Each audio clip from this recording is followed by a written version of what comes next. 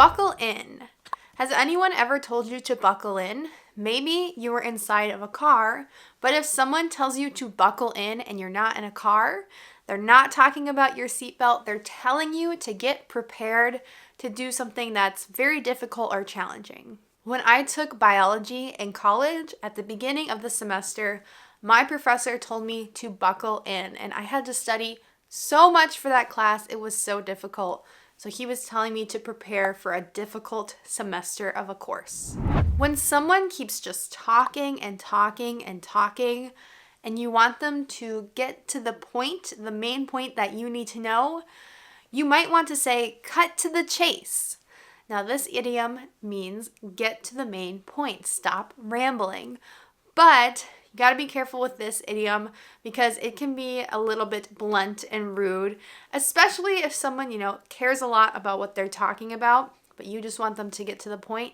You just have to say, cut to the chase now. When you want to say that someone has thought of all the details of something and they haven't forgotten anything, you can say that they thought of the whole 9 yards. Now, this is a very strange phrase because in the United States, we usually use measurements of 10, but I guess in this phrase, we're saying the whole 9 yards, and pretty much all native speakers would know what you're talking about when you use this phrase. People in the United States go all out planning weddings sometimes. So they think of where they want to have the wedding, what it will look like, what food they'll serve the guests, what desserts there'll be, the whole 9 yards. This just means they think of all the details. Speaking of weddings, they can really cost an arm and a leg.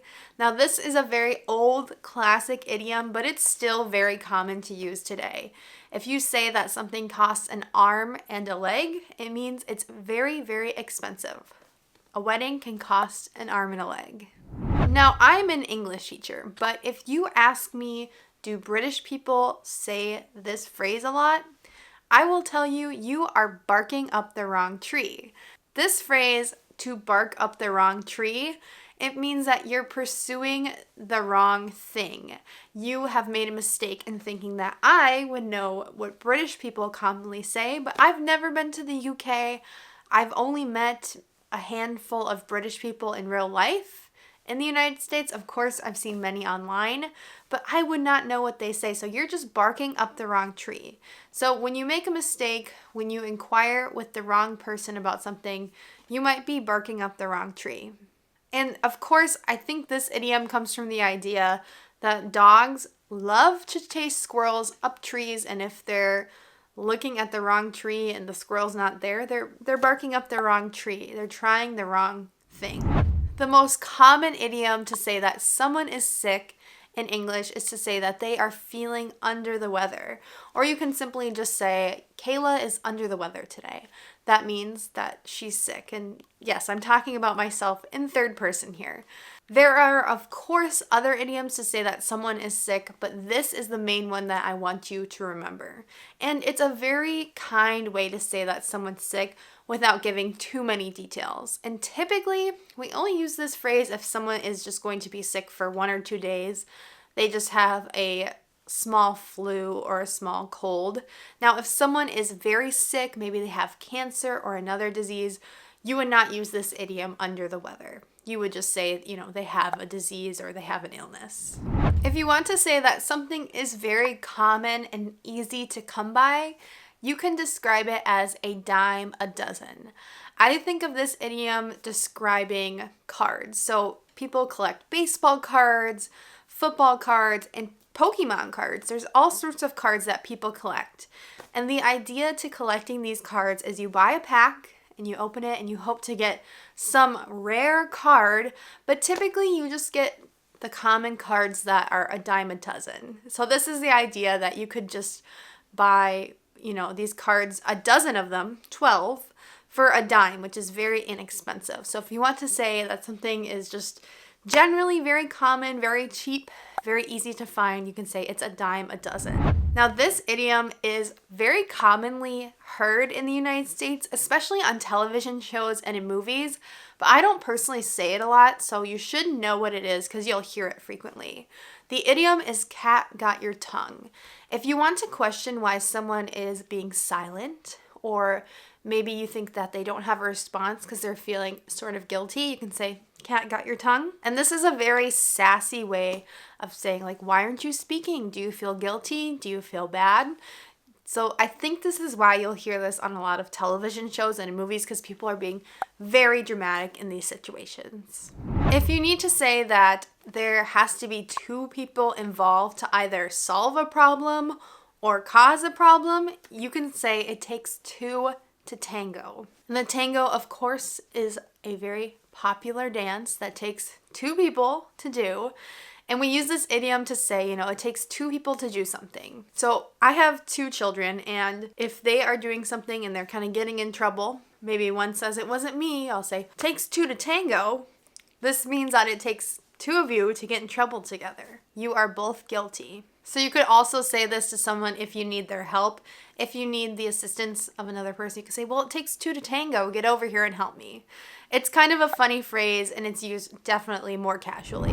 If you are very tough and you like working out and exercising in the gym, I think that you'll like this next idiom or very common phrase. The phrase is "no pain, no gain." So quite literally, when you're exercising, of course you're going to be sore after exercising very hard. Maybe you lifted really heavy weights and your muscles need a few days to recover. If you're sore and you have pain, you're probably going to gain a lot of muscle. Now, this idiom can also be used in situations where it just takes really hard work to do something. Like maybe you are taking a long time to finish a paper for school. You're working very hard, it's kind of unpleasant, but no pain, no gain. So that means if you don't work hard and make sacrifices, you're not going to have gains or, successes. When you want to say that someone needs to confront a fear by doing something that they're scared of, you should tell them to take the bull by the horns. Now, this is the idea that quite literally, if you're afraid of a bull, they have horns on their head and, you could grab them and try to ride the bull, but this is obviously used very figuratively, very idiomatically. Let's say you're afraid of public speaking, but you sign up for a speech class. You are really taking the bull by the horns. You're facing your fears. This next phrase is so common, I use it all of the time. When you're talking about someone and they enter the room and you were not expecting them to come into the room and you want to say, I was just talking about you. It's more common to say, "Oh, speak of the devil." Now, you might see this as kind of rude, but it's just so common here to say "speak of the devil." And I think the full phrase is "speak of the devil and they will appear." So you're talking about this person and they come into the room unexpectedly, you can use this phrase. If you want to say that something is impossible to believe without actually seeing it for yourself, you can say the phrase "seeing is believing." So I had a friend that had never been to New York City and they said, "I don't think it would be that great to ride the subway each day. I don't think it would work very well." I could say to them, "Well, seeing is believing. Once you see it, you'll believe it," because the public transportation in New York City is much better than anywhere else in the United States. So if you go see it for yourself, you'll understand what people are talking about. Instead of just telling someone to give up on something, you can say that they should just throw in the towel. So in fighting, if the fighter is getting, too weak and you can tell that they should not be fighting anymore, your team or your coach will throw a white towel. That means you guys give up or surrender. So this phrase comes from that idea. If you give up on something, you can say, "Well, I'm just going to throw in the towel." When I was a kid, I really hated playing basketball at first. My first few seasons, I was really terrible. I didn't find it fun, and I just said, I want to just throw in the towel, but my mom wouldn't let me quit in the middle of the season, so I couldn't just throw in the towel. I had to keep going, but I actually ended up really liking basketball, and I played basketball for many more years after that. So I'm glad that she didn't just let me throw in the towel.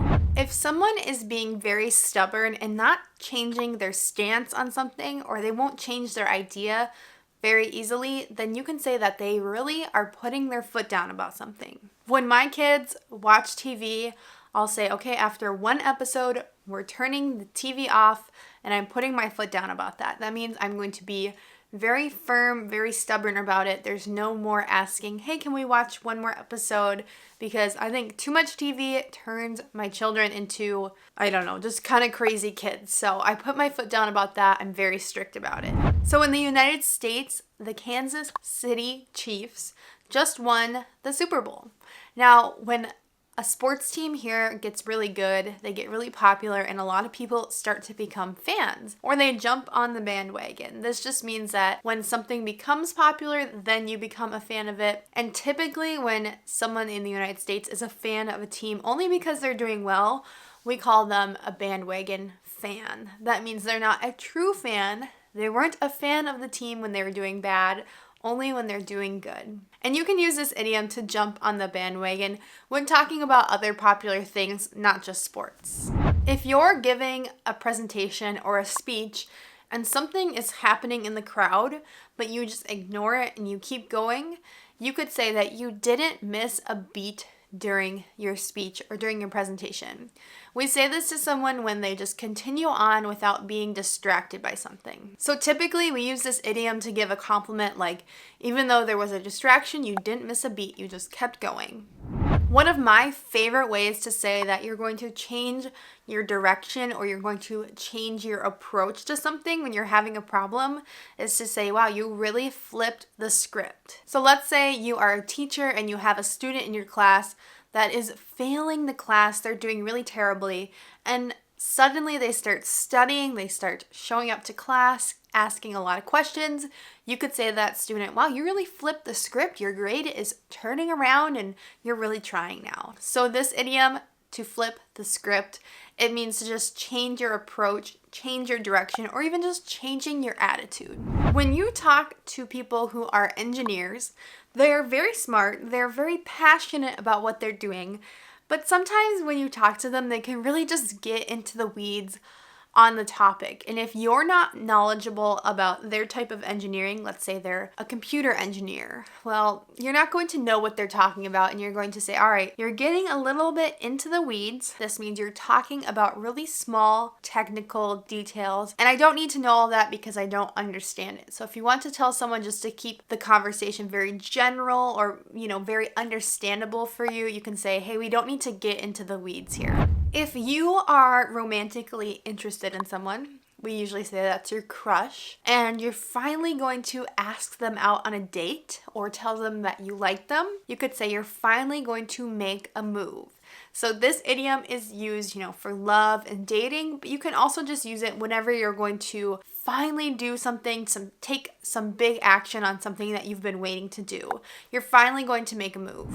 Instead of telling someone to keep something in mind, which is also kind of an idiom, a lot of people will say, bear in mind. This is one of my husband's favorite phrases. He uses it all of the time, so I have to teach it to you. If you want to tell someone a story, but you also need them to remember a detail for the story to make sense, you'll use this phrase. Let me show you. Yesterday, I took my kids outside to play in the snow. Bear in mind, it was freezing cold, so I didn't stay out there for very long. So instead of just telling you a story about playing with my kids outside in the snow, I need you to bear in mind or remember that it was very cold because it was pretty unpleasant to be outside, even though my kids did not care. They were having so much fun. When you first learn English, of course, you'll just learn basic sentences, basic verbs, basic nouns, basic greetings, but down the road, you'll need to know a ton of new idioms and advanced phrases. So this phrase, down the road, it means that later, in the future. It's very common to say, hey, down the road, you'll need to do this. That means in the future, you'll need to do this. And it's kind of like thinking about driving. Your future is down the road. Before we had iPhones, of course, we only had just regular phones, and some people just had a home phone. But once we had iPhones, it was a total game changer to our entire life. So this phrase, a game changer, it's used to describe something that either really positively impacts things or, it kind of throws a big challenge for things. It's some detail that either changes things for the good or for the bad. In the case of iPhones, you could argue that it was a positive game changer because now we can communicate so easily, but you could also say it's a negative game changer because people spend too much time on their smartphones. So use this phrase, game changer. It's a really good one. One thing that I say to myself when I feel stressed out, when I feel, just kind of sad or angry, but I need to just focus on what I'm doing, I say, get it together, Kayla. This means just, calm yourself down, relax. You need to do some work. You need to get things done. So you need to be careful using this phrase with other people, because people can be very fragile in their emotions, and you need to, of course, be like, are you okay? But when someone needs to just focus, get their work done, even though they're sad or stressed out, you could say, hey, you need to get it together. This means, figure out your emotions, try to calm down. If you want to say that something happened quicker than you expected or it happened, very fast, you could say before you knew it or before you know it. So I always thought it would take so long to become a teacher, but before you knew it, I had my own classroom and I had my own students. And then before I knew it, I was an online English teacher. So life just moves really fast. It means that even though things can feel like a long time, the time passes quickly and before you know it, you're old.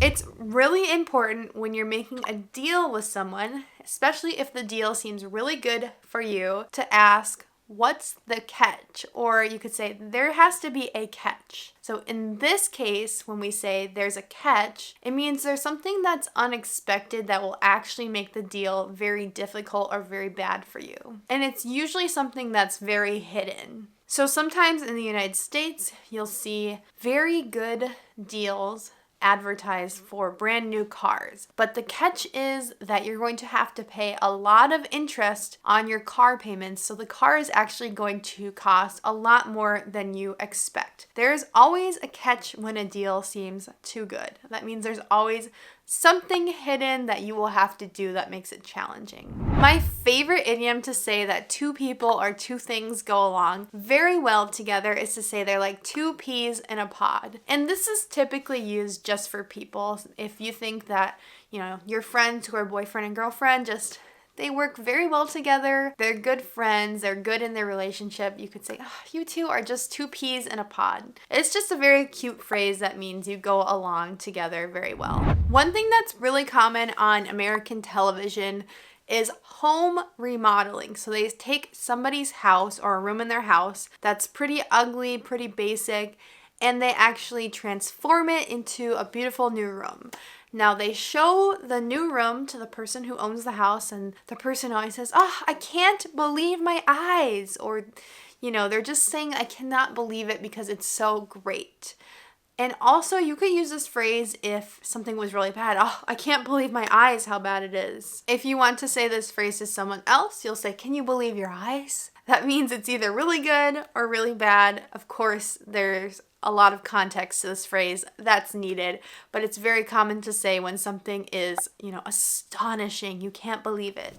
The next two phrases are very common to say that you have two difficult choices and you don't even really want to choose between the two, but you have to choose. So the first phrase is to say, I'm between a rock and a hard place. And the second phrase is, I have to choose between two evils. These are both very common phrases to use when you have to make a choice, but you don't really want to choose either option. So maybe your mother and your girlfriend both want to spend time with you. And if you say no to your mom, you're going to disappoint your girlfriend. And if you say no to your girlfriend, you're going to disappoint your mom. So you could say, I'm between a rock and a hard place. Now, you wouldn't really say I have to choose between two evils because in this case, both choices are okay, but you're just going to disappoint someone. If you have two bad choices that, are going to have bad implications for people, you have to say, I have to choose between two evils. When you want to say that someone is telling a story but not giving you a lot of detail, you can say, wow, you're leaving a lot to the imagination here. This means you're not giving enough detail and I'm just imagining a lot of crazy things. Now, if someone is giving you too much detail, You can either say that's TMI, or too much information, or you could say that's not leaving much to the imagination here. So it just means that you're giving way too much personal information about the situation. So a lot of times when people are telling really long stories, instead of saying, the ending, they'll just say, well, and the rest is history. This means that you can kind of guess what's going to happen in the story because, it's so well known. For instance, in Cinderella, the prince and Cinderella get married, and the rest is history. That means they just went on to live happy lives. I'm not going to tell you the rest of their lives because that would be a long and just boring story. So you hear this at the end of stories or the end of movies in the United States. The rest is history. That means you can pretty much guess what happened. So in the United States, there was actually a show for a while about an Asian American family. They had immigrated to the United States, and the show was called Fresh Off the Boat. Now, I feel like this could be pretty insulting to say to someone like, oh, you're fresh off the boat. But I've heard people who have immigrated to the United States say this in a joking manner, like, oh, I was fresh off the boat. This just means I had just come to the United States or come to wherever, and I hadn't acclimated yet. I hadn't gotten used to everything yet. I hadn't learned the language. And of course, this phrase is not so literal. People are not actually coming to the United States on boats very frequently anymore. Most people fly. But it's just kind of a funny, joking phrase that's used to say, I came here and I was not used to everything yet. I was very fresh off the boat. If you want to tell someone that something is impossible and not worth doing, you can say, don't even bother. It just means that something is just going to be too challenging or not worth the effort. So if you think that you need to learn every single word in the English language, don't even bother because there's always going to be new words and there's so many words that even native speakers don't know. So don't even bother. When you have a to-do list for the day, you probably want to just finish it quick and knock it out. When you say that, you knocked out a task, that means you just finished it quickly and got it done. So usually in the morning, I knock out getting my bed made, I knock out unloading the dishwasher, I try to knock out the annoying things that I don't want to do later. So oftentimes in the United States, businesses will say, how did you hear about us? How did you hear to come to our store? Or how did you hear about our service? And, they'll say, did you hear about us on a commercial? Did you hear about us on social media? And you could say, no, just word of mouth. This means that maybe you heard someone talking about them or a friend told you about the store or about the service. So the phrase word of mouth means you didn't hear it anywhere officially or written, just someone told you. This phrase can be kind of confusing when you hear it for the first time. When someone says it's go time, it just means it's time to start. Let's get ready. Let's be motivated. It's go time. And this phrase is especially used in movies, when, at the end they have a big plan. Maybe they're going to do something or rescue someone and everybody's ready. They'll say, okay, it's go time. Let's go. When you ask someone a question and, they know the answer and you want to ask them a follow-up question, it's kind of like, you're testing their knowledge. It might not be an official test. It might not be a teacher saying this. We say, oh, do you know this too? Bonus points if you can answer this question. Bonus points just means like you don't have to know this, but it would be cool if you did. It's really a common thing to say. It's common in actual game shows and actual trivia competitions, but we also just say it in our normal everyday conversations. Bonus points if you know where that was made. It's just kind of saying, this is a fun fact. It's not absolutely necessary to know. A funny phrase that I hear quite commonly is to say that someone had white knuckles. So if someone is afraid, especially if they're on a roller coaster or if they're in a fast car, they might be gripping onto their seat or gripping onto their chair and they might be white knuckling. So we use this as a verb. It just means they're holding on very tight because they are afraid that they're going to fly off or crash in the car. One thing that I really take pride in my life is a clean house. I always try to have everything clean and tidy so that, it just doesn't feel cluttered or disorganized. But it's a lot of work cleaning your own house and keeping it clean. So sometimes I have to swallow my pride and I have to ask for help around the house. I ask my kids to pick up after themselves. I ask my husband to help me with certain tasks. I feel like it's my pride, but I have to ask for help because I can't do it all myself.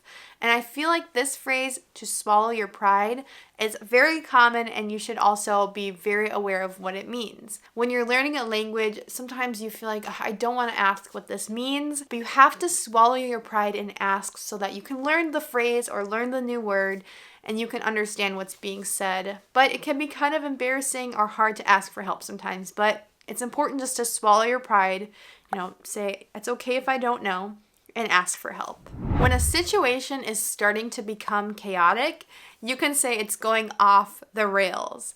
Think of this as a train that, is about to just break. It goes off the rails. It's called derailing. But if you want to just talk about a situation in life that's starting to get chaotic or crazy, you could say this is going off the rails. When someone asks you a question like, could I use your pen in English, you can respond politely by saying yes, or of course, or certainly. Or you can use this next idiom. You could say, by all means. This idiom is just used to give someone permission in a very polite way. By all means, yes, of course. So it's not, it's not necessary to always say this phrase, but it's just polite, and you'll hear it commonly to say, of course, yes, you can do it. You have permission. There are two types of people in this world, in my opinion. There are those that when they travel, they bring everything except for the kitchen sink. And there are those that travel light. So these are both idioms, but the idiom that I'm going to teach you is to travel light. When someone travels light, it means they only bring essential things. They don't pack too many clothes, or they don't pack unnecessary things. So people who travel light, they often only have one backpack to hold when they go on an airplane. But people who bring everything on a trip, they probably have a really big suitcase, a backpack, a purse, a lot of different things. So I personally try to travel light, but it isn't always easy. This next phrase is used pretty sarcastically in English. So if you want to tell someone that they're thinking too highly of another person, you can say it's like you worship the ground that they walk on. So you're saying, this person isn't that great. You're like worshiping. You're thinking they're like a god. And of course, this phrase is not literal. It's just an idiom, but it's used to say, you think highly of someone. Or if you're a big fan of, let's say, Lady Gaga, you could say, I worship the ground that Lady Gaga walks on. And of course, this is a very dramatic way to use the phrase, but you get the idea. In the United States, there is an actual baseball Hall of Fame. It's a place you can go in Cooperstown, and you can go and see pictures of really great baseball players and all sorts of artifacts like baseball bats and baseballs. It's called the Hall of Fame. It's used to display the best players in the sport. So this phrase is used in other situations besides literal halls of fame. It's used to just say that something is really good or it's the best. Another phrase that's really great to use when you want to describe something that is excellent or it's the best is to say it's world class.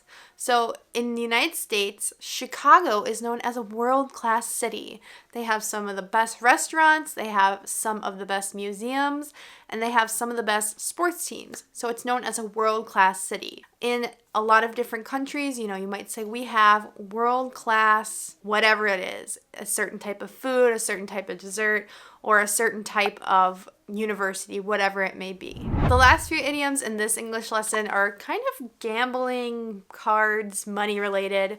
The first one is to hit the jackpot. If you say that you hit the jackpot, it means that something very lucky happened to you. Something very big happened to you as well. If you married someone very good, you could say, I really hit the jackpot with my wife or with my husband. If you want to say that someone is risking everything for something, you can say they bet the house. This phrase means you use all your money to bet on something because you're pretty sure it's going to happen. A similar phrase is to say, I'm going to bank on it. And I use this phrase all the time. If you are going to go outside all day, you can say, I am banking on it being very nice weather today. That means you're pretty sure it's not going to rain, it's not going to be cloudy. You're banking on nice weather. You're very sure it's going to happen and you're relying on it. And if you want to say that something is going to probably happen, you can say, I think it's in the cards. Now, in the opposite way, you can say, this is not in the cards for today. So if someone says, hey, do you think that we can go out to dinner tonight? You could say, I'm really tired. I just don't think it's in the cards for me today. That means it's probably not going to happen. This first phrase is really funny to me. The phrase is a pickup line. A pickup line is a sentence that you use to initiate a conversation with someone that you find attractive or you are romantically interested in them. Now, it's very bold to use a pickup line. So there are a lot of cheesy, which means like overused and kind of funny pickup lines that we have in English. One is, did it hurt when you fell? And the person would say, what? What are you talking about? And they're like, did it hurt when you fell from heaven because you're so beautiful, like an angel? Now, that is an example of an extremely cheesy pickup line. But you might say, hey, I like your hair. That could be a pickup line as well. So we use this phrase, a pickup line, when we're talking about the first thing that someone says in a conversation to try to initiate the conversation, maybe flirt or ask someone on a date. If you want to describe someone who is very hyper, who is completely full of energy, or maybe they're just very anxious and they can't sit still, you can say they are bouncing off the wall. So I celebrate Christmas, so the main example that I think of when I think of this phrase, bouncing off the wall, is on Christmas morning. My kids go downstairs and they have a ton of presents and usually a lot of treats and candy, and they are just bouncing off the wall. They're so excited that they can't sit still, and they're usually literally bouncing, jumping on the couches, whatever. So if someone is extremely excited or happy, they are bouncing off the wall. This next phrase is extremely useful in your daily conversations. When you want to tell someone that they shouldn't worry about something, because maybe you have handled the responsibility, or maybe you did a favor for them and you don't want them to feel like they have to pay you back, you can say, don't sweat it. So maybe if you do something for a coworker at your job and they say, oh, I'm so sorry, I didn't get to that. You could say, hey, I can submit that for you. Don't sweat it. That means don't worry about it. Don't let it bother you. It's no big deal to me. So it's a very casual, very friendly English phrase. Don't sweat it. This next phrase reminds me of a time in college. I was at a party and there were two guys dancing, and one was trying to dance and then the other one was trying to show off and dance too. They were going tit for tat. This is kind of a funny phrase as well, but you'll hear people often say this phrase when two people are trying to match each other. They're trying to match each other's energy or be a little bit competitive. So in baseball, which is a very popular sport here in the United States, and in Japan actually, you'll often find that the pitchers, each inning will go tit for tat. So one pitcher has a really good performance in the inning, and then the other pitcher, because they're trying to win the game, they'll go tit for tat and they'll have a good performance as well. So there's a good sports example for you of going tit for tat. It means, you're trying to equal each other's effort. This next phrase is used especially if you are giving a little bit of attitude in a conversation. When you want to say that someone is capable of doing something, especially if it's negative or maybe they're lying about something and someone says, I don't think they would do that, you can say, I do. I wouldn't put it past them. So the phrase, I wouldn't put it past them, means I don't doubt that they would do something bad or they would even lie. In the United States, health insurance is kind of a mess. We all pay a lot of money to get health insurance coverage so that we can go to the doctor.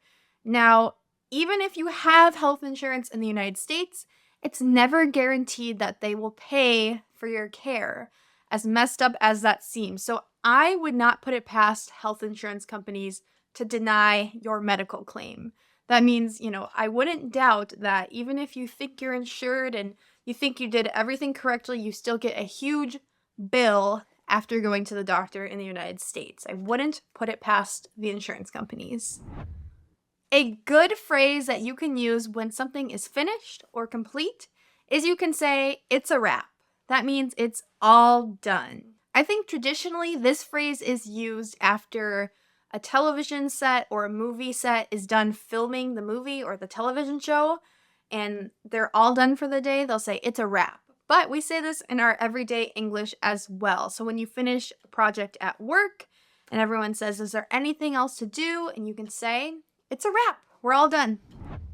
One thing that you might not know about me is when I was younger, I was a pretty good soccer player. And one time, despite being a good soccer player and despite working hard, I did not make the soccer team. And you know what? I thought it was just politics.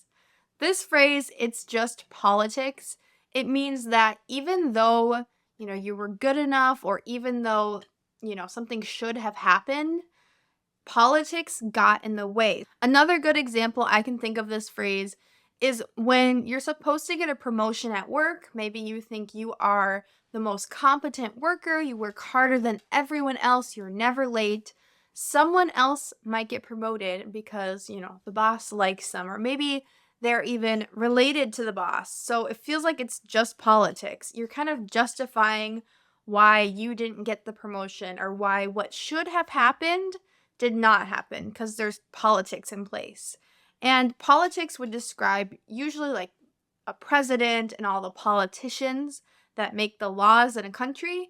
But we also just say like the policies, the important people. So it could be at a company, an organization, or in my first example, I was trying to make the soccer team. There was coaches and parents that were all friends, and it was just politics. I didn't make the team. I almost want to sing to you for this next English phrase. The phrase is let it go. If you have young children, or maybe if you're just a Disney fan, you've probably seen the movie Frozen, and she sings let it go. Now, this English phrase is actually pretty popular just in our normal conversations as well. If you say let it go, that means let the problem go. Don't worry about it. Don't think about it too much. And don't make it a bigger problem. The opposite of letting something go is to hold a grudge, which would mean to resent someone or to try to punish them further, even after, they caused an issue with you, or they were rude to you, or whatever it was. Thinking about sports again, if you've ever seen a sports game where a player got really angry and they started yelling at the ref about, maybe a bad call, or they think something else should have happened and they get kicked out of the game, well, they should have just let it go. They should have just walked away, let go of the problem, and kept playing, and then they would not have gotten kicked out of the game, and they could have helped their team more. So if you want to tell someone not to worry about a problem or not to hold a grudge anymore, you can say, just let it go. Don't worry about it. When I was in school, I was terrible at math. And today, I could not even solve a calculus problem, even if I tried. So the phrase, not even if I tried, is what we'll be learning today. The phrase, not even if I tried, means that even if you are willing to try and put the effort into solving a problem or into doing something, you just could not do it because you don't have the skill or the problem is too hard. There is a pizza restaurant by me that has this challenge where you have to eat a pizza that's probably about that big. It's as big as my arms. And you have to do it in 30 minutes. And if you eat the whole pizza, then you get a picture of yourself on the wall. I know it sounds super strange, but these kind of eating challenges are really common here in the United States. Let me know if you've ever seen one of these in your country or on television or whatever. But I couldn't even eat that pizza even if I tried. That means even if I wanted to, I don't think my stomach is big enough to eat it, especially in 30 minutes. A great phrase for describing a very difficult person to work with is to say that they are a piece of work. Now, this phrase is also considered a bit rude, so be really careful how you use it. So you might hear someone say that that person is a piece of work. It means they are very difficult to work with. They cause a lot of problems. Let me give you an example. At a job I had once, I had a coworker that would show up every day late to work. They would not dress very nice. Everybody had to dress nicely in the office, and this person would not follow the dress code. And actually, this coworker looked like they had just woke up And they were really lazy when it came to helping out at the office. So they were just a piece of work to deal with. And actually, it didn't take long where they got fired from the job because they just were not doing enough work. If you live in the United States, you probably see Amazon drivers driving around all of the time delivering packages. If you didn't already know, Amazon just started out as a book online store, so you could just buy books online on Amazon. But what I think really put Amazon on the map is the fact that they offer 2-day delivery. This phrase, to put something or someone on the map, it means there is an accomplishment or some sort of thing that makes the person stand out, either makes them famous or it makes them very successful. So as a company, the fact that they were able to deliver things, even not just books, in 2 days was super convenient for people, and the company just blew up here in the United States, and so many people order things off Amazon, including myself. It's very convenient to get something just 2 days later. And now, a lot of times you can even get things 1 day later or even later the same day delivered right to your house. It's so convenient. Hopefully, you have never done what this next phrase is. The phrase is to shoot yourself in the foot. Now, literally, obviously, this would mean to shoot yourself in the foot, to injure yourself. I mean, that would be terrible. But we use this phrase figuratively in the United States to mean that you do something that is going to negatively affect yourself. So, for instance, if you don't study for a test and you show up to the test and you fail it, you really shot yourself in the foot because you didn't put the effort in. You were not ready for the test. But maybe you thought, well, I actually know a lot about this test. I've been doing really well in the class. I'm going to do great. I'm not going to study. That's still shooting yourself in the foot. Oftentimes we use this phrase to shoot yourself in the foot when you're doing something that is unintentionally going to harm you later. Speaking of feet, this next phrase is to take steps in the right direction. Oftentimes in English, we say that steps are actions that you can take to get to a goal or to progress towards some sort of positive thing. So if we say, hey, you're taking steps in the right direction, that means your actions right now are going to help you later to help achieve your goal. We often say this phrase to someone when they get kind of discouraged, when they're working hard, but they don't feel like they're making a ton of progress. You can say, well, at least you're taking steps in the right direction. So maybe if someone is trying to lose weight, they might say, oh, I worked out this week and I ate healthy, but I only lost 1 pound. You can say, well, at least you're taking steps in the right direction. And that means all of these healthy habits are eventually going to help you lose weight in the future. A phrase that reminds me of Game of Thrones is the phrase up for grabs. This phrase means that it is anyone's chance to claim something. So you might make a dessert, maybe cookies or cupcakes, and there's one left. You could say, hey, the last one is up for grabs if anyone wants another dessert. That means nobody's claimed it, but anyone can have it. In Game of Thrones, the premise of the show was, there's someone trying to be the ruler or the king or the queen of all the kingdoms. The throne was sometimes up for grabs, which means it felt like anyone could claim it and everyone would try to claim the throne. It is important that you know this phrase if you are trying to be a good friend. When someone's describing a really painful or sad situation in their life, you can say, I feel your pain. This just means that I empathize with you, or I can understand why you're so sad. Now, if someone's describing a really sad situation that's very specific to them, you wouldn't use this phrase. But you can also use this phrase when someone's saying they're very irritated or annoyed with someone. They might say, I have so much work to do over the weekend. I can't believe it. I don't want to work on the weekend. You could say, I feel your pain. I have to work this weekend too. That means I understand why you feel so annoyed. This next phrase, I hope that you never have to use. When someone does something to you that's very negative or very wrong, you can say that you got burned. If someone has ever sold you a product and it didn't work very well, but you can't get your money back, You could say, I got burned. That means, I got swindled or I suffered something very negative from what this person told me or sold to me.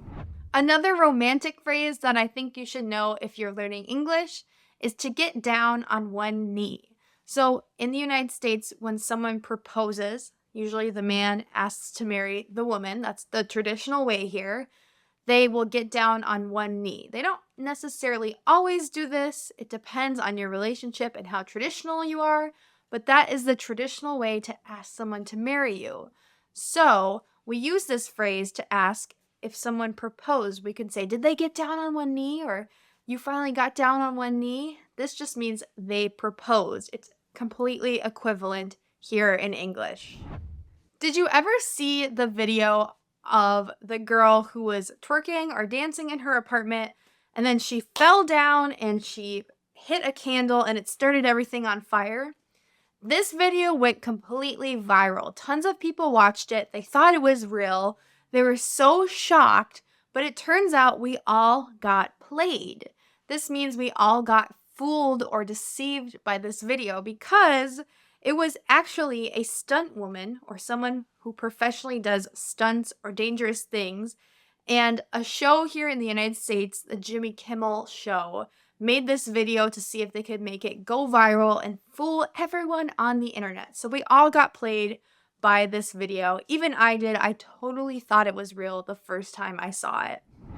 If you want to say that someone made an extra effort or sacrifice to help you out, you can say they went out of their way.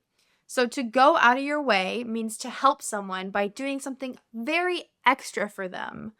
Maybe you've done something very extra for someone and they didn't even thank you. You could say, I went out of my way to help you and you didn't even say thanks. This obviously would be saying that I made all of this effort and you weren't very grateful. So you can use this phrase to go out of your way very frequently in English to mean that you made an extra effort to help someone.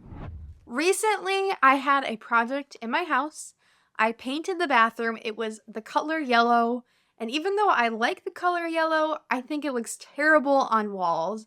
And I just painted my bathroom white. And I was really excited about this house project.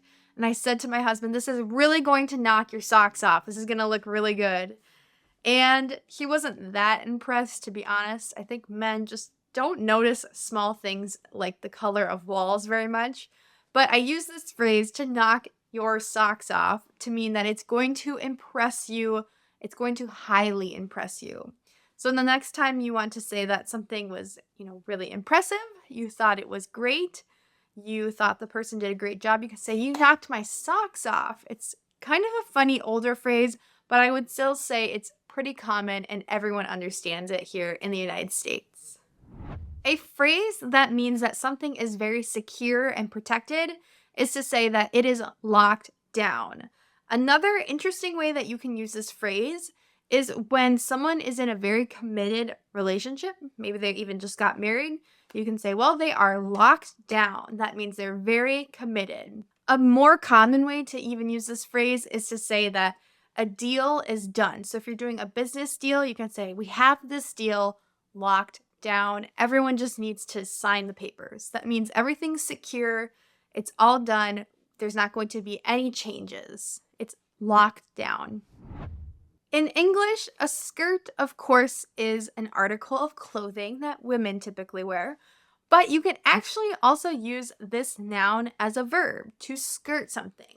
If you skirt something, it means you avoid a very unpleasant situation or just a responsibility in general. So oftentimes, I will skirt around making dinner by just ordering takeout and bringing it home for my family.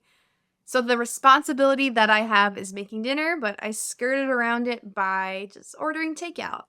This phrase can also be used when you're just avoiding a person or you're avoiding being seen. You can say, I skirted around. I didn't want to be seen. A very common way to say that you were surprised or very confused by something is to say you were thrown for a loop. So to throw someone for a loop means that you surprise them or you confuse them. If you were getting married and having your wedding, and the day of the wedding, someone in your family that you are very close with texts you and says, hey, I'm not coming to your wedding, that would really throw you for a loop. That means you would be very confused and you'd actually be probably pretty upset by it as well. So to throw someone for a loop means to throw some sort of information at them that's going to confuse them and they're going to wonder why you're doing it. This next phrase was actually brought to me by my son the other day. He said, I was outside running up a storm. And I just thought it was so funny for him to be using this idiom just because he's very young and I don't often hear him use phrases like this often. But he must have picked it up from one of the adults in his life. So when you say doing something up a storm, I'll explain it a little bit better in a moment here. It means you're doing something with a lot of energy and intensity. So you could say, I'm cleaning up a storm right now. That means you are cleaning your whole entire house. You're making everything super clean and sparkly. Or like my son said, he was running up a storm outside. He was running everywhere. He had a lot of energy and he was doing it with a lot of intensity. You could say to someone, wow, you're really writing up a storm right now, or you're reading up a storm right now. That means they're just doing those things very quickly with a lot of energy. Have you ever heard the phrase up to speed? This phrase means that you're giving someone the knowledge or information to be a part of the situation or to know what's going on. So if you call a friend that you haven't talked to in a very long time, they will often get you up to speed on all the things in their life. They'll tell you all the drama and all the different things that are going on. They'll get you up to speed. We can also say catch you up to speed. That just means get you to the information or knowledge that you need to be a part of the conversation, or if you're in a workplace, to help you know what to do in the job. A really, really common phrase in English conversation is to say, what a nightmare. So as you can probably guess, this phrase means that something sounds terrible. It sounds very bad. It sounds almost so bad that it would be a nightmare and not reality. A nightmare is a bad dream, if you didn't already know. In the United States, when you have to go get a new identification card or driver's license, it is such a nightmare going to the office to get it because you obviously need so many documents. And I think here we are very strict about what is an acceptable document and what is not an acceptable document. And it's a nightmare, honestly. A good phrase that you can use when you want to say that someone needs to limit or control something is to rein something in. Now, if you spend a lot of money, you might need to rein in your spending. And this is spelled differently than the weather rain. So pay close attention to the words on screen. If you have a problem shopping, you need to rein in your spending. If you have a problem with drinking, you need to rein in your drinking. This just means you need to limit it or control it. The first phrase is very common amongst English learners. The phrase is no matter what. When you want to say that you're very committed to an idea, you're very committed to doing something, you're very committed to liking something or disliking something, you can say that you will do it no matter what. So I have seen the movie The Sound of Music so many times throughout my life, maybe 100 times. I watch it a lot around the holidays. It's always on television around the holidays. So even though I've seen it 100 times, no matter what, I will still always like that movie just because it's so classic and it's so heartwarming. If you are very committed to waking up early in the morning, you can say, I will wake up at 7 a.m. no matter what. Nothing can stop you. Meaning, even if you're really tired and you stayed up too late, you are going to be very committed to waking up early. If you are very committed to a goal or a dream that you have, you can say, I will graduate from college no matter what. This means that nothing can stop you from reaching your goal of graduating from college. Even if it's challenging, even if you want to give up, you will do it no matter what. If you want to say that someone really knows what they're talking about, they're very knowledgeable, they've studied something for a long time, you can say, you really know what you're talking about. Now, this is an informal compliment, so don't use it in a super formal context. But if you're just impressed by someone's knowledge, you can use this phrase. So ophthalmologists, they really know what they're talking about when it comes to eyes. Ophthalmologist, that word in English, it means an eye doctor, someone who has studied the eye, who does eye surgery who can help you with any sort of medical eye problem. So of course, they really know what they're talking about when it comes to eyes. If you want to reassure someone that someone else is knowledgeable, you can say they really know what they're talking about. If you've ever had a friend talk about a movie or a TV show that you haven't seen, and they just talk about how good it is, and you say, yeah, you've got me there, I really need to see it. This phrase, you've got me there, it means they have a very valid point. And this phrase is used when they're saying something that you should do, or they're saying you're kind of wrong on that. You can say, yeah, you've got me there. So if you use this phrase, you're just admitting that they have a good point or a good idea, or they're giving you good advice that you should do. So your friend might be saying, you haven't seen Game of Thrones? It's such a good show. Everybody watched it. I can't believe that you missed it. And you can say, well, you've got me there. Maybe I should watch it. If you want to tell someone that they have good style, meaning they dress really well, or they make really good choices when it comes to music or food or style of their house, you can use this phrase, they have good taste. Someone's taste can mean, what they're eating, but it can also mean their preferences, what they like. It's the same exact thing as saying their style. A funny way to use this phrase is if you see someone in public and they're dressed in the same way as you, or you guys happen to be wearing the same shirt or the same shoes, you can say, oh, I like your shoes, you have good taste. And they might laugh because they realize that you are matching or you have the same thing. Maybe you know someone who always has a good movie or always has a good television show or always has good music to recommend to you. You can say, I always ask you for your recommendations because you have good taste or you have great taste. This means that you like their opinions of music, movies, and television shows. One phrase that's incredibly popular in television shows, movies, and especially in books is in the blink of an eye. When you say in the blink of an eye, it usually means that something changes from one thing to another in a really fast way, or it just feels like it happened so fast. So if you're not careful when you're walking near traffic, in the blink of an eye, you could get very hurt. Of course, you have to be careful when you're crossing the street and things and look up. Or if you're texting while driving, in the blink of an eye, you can get in an accident. This means you should pay attention to the road because an accident can happen so fast if you look down at your phone while you're driving, which you should never do, of course. You can also use this phrase in a positive way.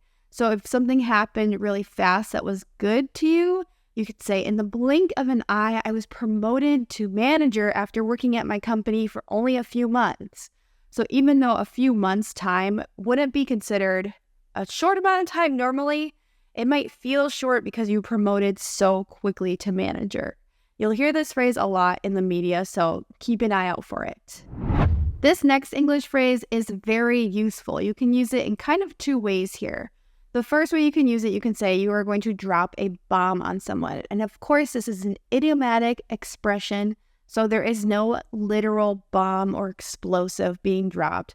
But your words that you are saying to someone are going to be so heavy, or they're going to, be very sad or very dramatic news that it's like dropping a bomb on someone. One example that comes to mind is if you've ever traveled internationally, you have to make sure to bring your passport. And maybe you're traveling with a group of friends and you get to the airport and you realize you forgot your passport and now you have to tell your friends. You might say, well, I'm sorry to drop a bomb on you guys, but I forgot my passport. So this would be terrible news because now the trip might be ruined. You might not be able to go get your passport in time to make it to your airplane or your flight. Another way that you can use this phrase is you can say you're going to drop a truth bomb, which means you're going to bring attention to a fact or some knowledge that everyone kind of knows, but it's really devastating and everyone tries to ignore it, but you're going to drop the truth bomb. You're going to tell everybody.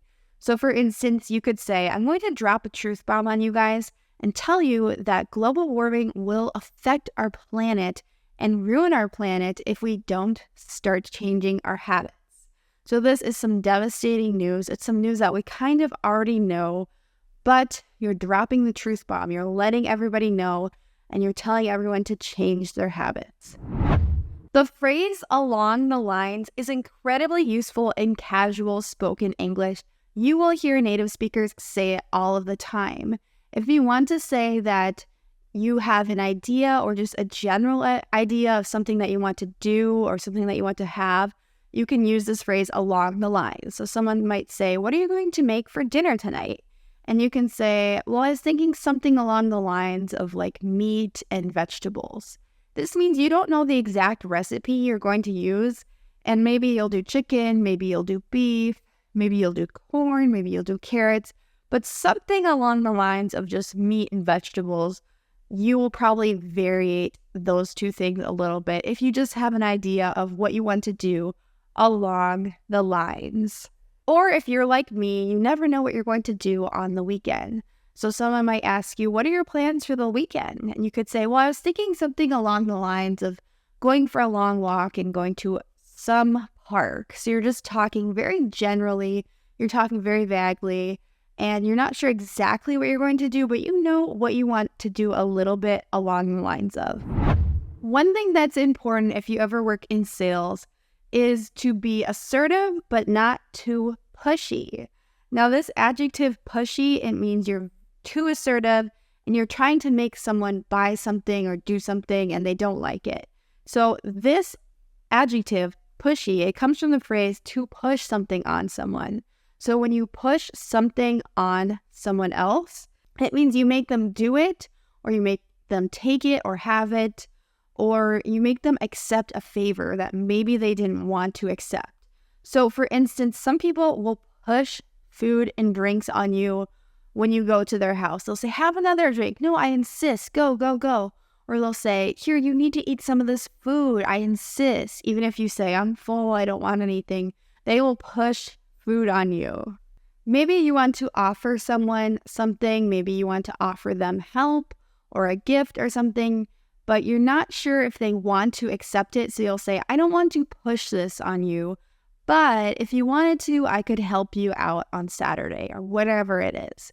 So to push something means to assert something or make someone accept something. But if you use this in the way that you say, "I don't want to do it," it just means you don't want to be pushy. You're trying to be polite. You let the person know that they can not accept what you're asking or what you're telling, and your feelings won't be hurt if you say, "I don't want to push this on you."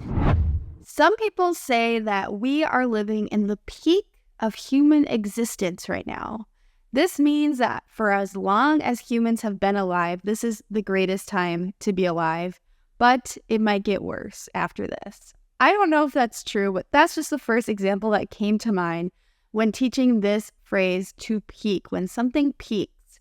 So normally a peak in English means the top of a mountain, the very, very top.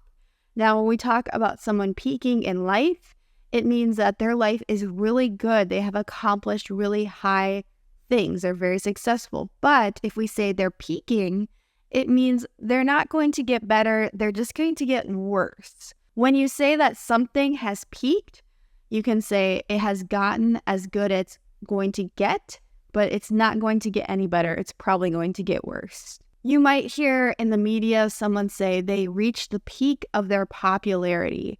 So I picture music like Harry Styles, like pop music. You know, it was really popular a year ago, his music was, and it probably peaked. I don't know if it will be as popular in the future, but I could be wrong. Some people say it's not good to peak in life when you're young. Even though you feel like you want to be popular when you're young with your friends and you want to be very cool, it's actually better to peak as an older adult because things will get better then in your life and not just worse after being a kid. Have you ever listened to music and at first you didn't really like it, or you thought it was okay, but you didn't see yourself listening to it a lot, but then you grew to like it, it became your favorite music? Well, this is the next phrase, to grow to like something or to grow to dislike something. These phrases mean that you are changing your opinion over time. So maybe you like something a little bit at the beginning, but the more and more you do it, or the more and more you're exposed to it, the more you grow to like it, which means you like it a lot. When I first heard Bad Bunny's music, I thought it was okay. I didn't see myself listening to it a lot. But then I started listening to the album every day, and I really, really grew to like Bad Bunny and his music. The next phrase that I'm going to teach you is to dangle something. Now, literally, to dangle something would mean to hold it out in front of a person or an animal to try to get them, to come to you or do a trick or something. But we use this often metaphorically or in an idiomatic way as well. So you could say, I was dangling some candy or I was dangling a reward in front of my kid in order to get them to clean their room. This doesn't mean you were literally holding it, but you were saying, hey, if you clean your room, you're going to get a treat later. So you can use it in this way, or adults sometimes have things dangled in front of them in order to work harder. For instance, your boss might say, hey, you're going to get a pay raise at the end of the year if you do all this work and finish all these things, and if you stay late every day. So they're asking a lot of you, but they're promising something that's not for sure, but they're kind of dangling it in front of you. And oftentimes when this happens, I feel like people are lying. Like they're saying, oh, it's going to be so great. You just have to work really hard for it. They're dangling a reward in front of you. They're trying to get you to work harder.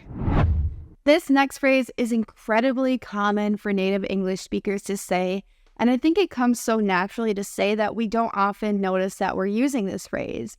The phrase is in retrospect. Now, this phrase is very simple to use. If you want to say that you're reflecting on something that happened in the past, knowing what you would know now in the present, you can say, well, in retrospect, I would have done this instead. So for instance, in retrospect, many people would have invested in companies like Apple 30 years ago, knowing what they know now. And now they would be millionaires because they would have made so much money. You can use this in your own personal life too. You could say, in retrospect, I would have dressed warmer if I knew it was going to be so cold out today. So this means you got up in the morning, you got dressed, not knowing what the weather would be later in the day. In a casual English conversation, you can use this phrase to bring in the big bucks. If you want to talk about someone who's making a lot of money, like a lot of money, use this phrase. It's kind of funny. So for instance, at first, Ed Sheeran, I just watched the Ed Sheeran documentary. I thought it was pretty good. He was just performing on the street. He was what we call busking. He was asking for money for just playing his guitar and singing on the street. He wasn't really bringing in the big bucks, though. This means he was not making very good money yet. Now he sells out stadiums with thousands of people, so he is really bringing in the big bucks as an international pop star. When you want to say that attention has been brought to something or some sort of event, you can say that it has come into the spotlight. So a literal spotlight would mean to shine light on something on stage so that everyone looks at it. But if you're using this phrase in an idiomatic way, you're saying that something has brought attention to an important issue or to a person. So recently there was the tragic submarine accident, the OceanGate submersible, but that has really brought into spotlight how dangerous the ocean can actually be. I didn't know anything about submarines or going down under to see the Titanic until this accident. So it really brought in the dangers of the ocean into the spotlight. This means all the media and all of the news has been focused on this event. This next phrase can be used in a really funny way. When you want to say that someone is being so bold, so hypocritical, they're being too assertive, you can say, wow, the audacity. So if you say that someone is audacious, this is an adjective that means that a person is willing to take risks. But usually this can be used in a positive way to describe someone. But if you say, I can't believe the audacity of this person, it's used negatively. You're saying they don't have a right to be so bold or to be so assertive. So for instance, if you have a boss that shows up late every day to work and then they show up late and they say, wow, you need to get work done, or you need to not take so long of a lunch. You could say, the audacity of saying that to me when you're the one that shows up late every day. So you're saying it's kind of hypocritical. It's kind of bold of them to say something bad about your own actions when their actions aren't perfect either. Another example that comes to mind is if your parents comment on something that you don't think they have a right to comment on because they're not perfect either. You could say, you guys have the audacity to talk about my finances, or you guys have the audacity to talk about where I live, whatever it might be. You're just saying that they are being too bold and they should stay out of your business. When you want to describe someone that is very sad and they look very helpless, you can use the phrase, they look like a sad puppy. Whenever I watch a championship sports game, the losing team after the game, they always look like sad puppies. That means they always look so sad and defeated, just like a puppy would be, like if they were sad, because you're like, oh, I feel so bad for them. So you're saying like you have sympathy for someone if they look like a sad puppy. You might hear this phrase used in television shows or movies as well. This next English phrase is so common, so pay close attention. If you want to say that something is going to be mentioned or something is going to be talked about, you can say it's going to be brought up.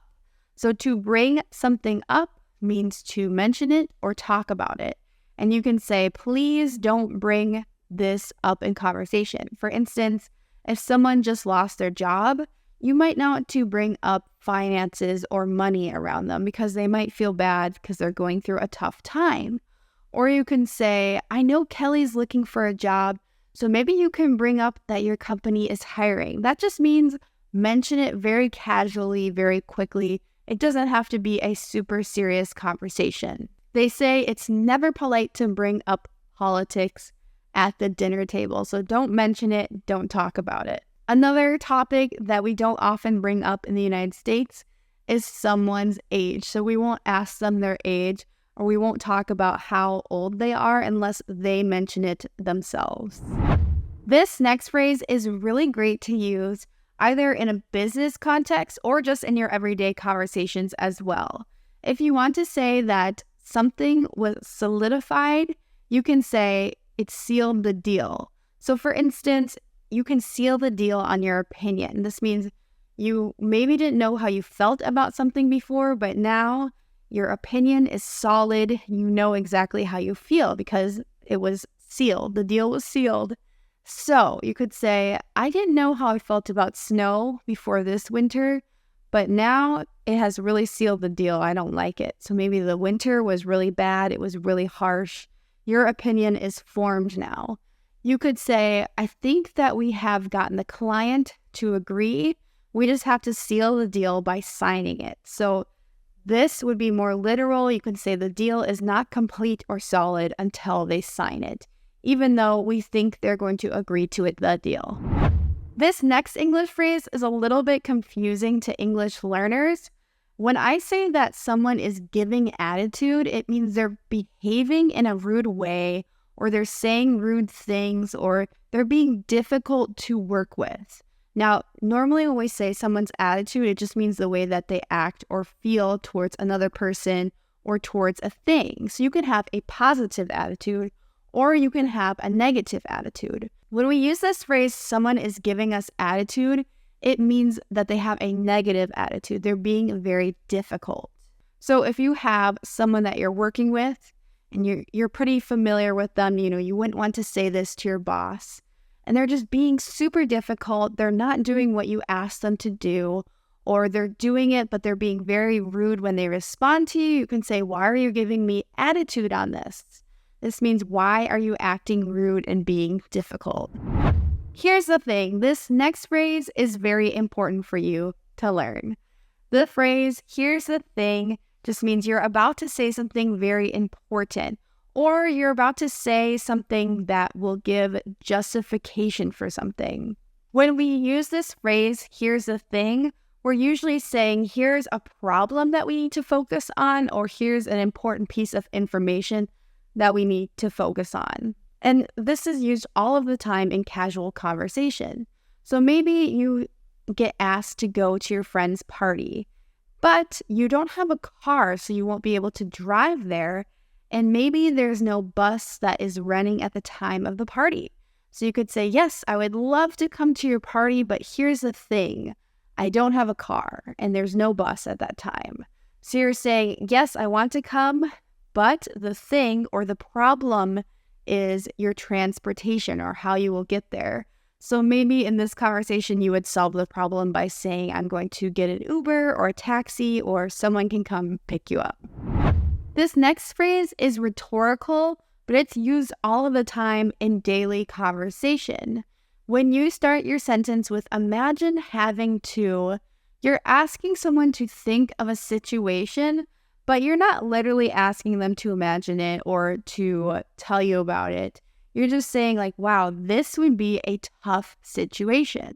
So maybe you're looking at someone who has a large amount of kids. Maybe they have 5, 6, 7, or even 8 kids. When I see a family like that, I just say to myself, oh, imagine having to feed all of those kids. That means imagine the amount of food. It's incredible.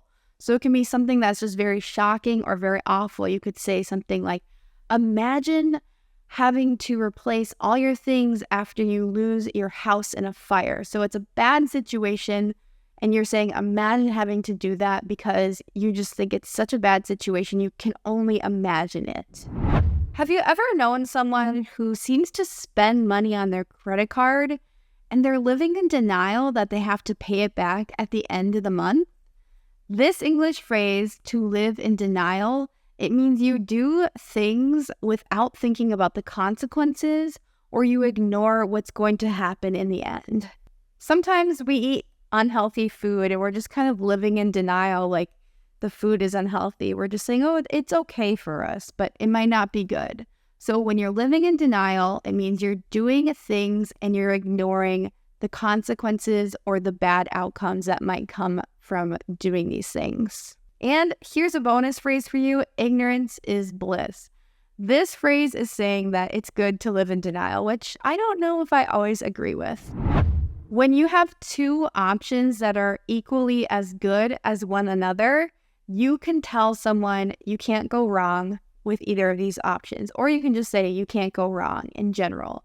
That means no matter what the person picks, it will be a good choice or a good option. The first thing that comes to mind for this phrase is ice cream. I love ice cream.